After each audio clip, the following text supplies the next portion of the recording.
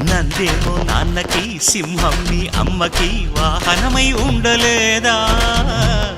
ఎలకేమో తమరికి నెమలేమో తంబికి రథమల్లే మారలేదా పలుజాతుల భిన్నత్వం కనిపిస్తున్నా కలిసుంటూ ఏకత్వం బోధిస్తున్నా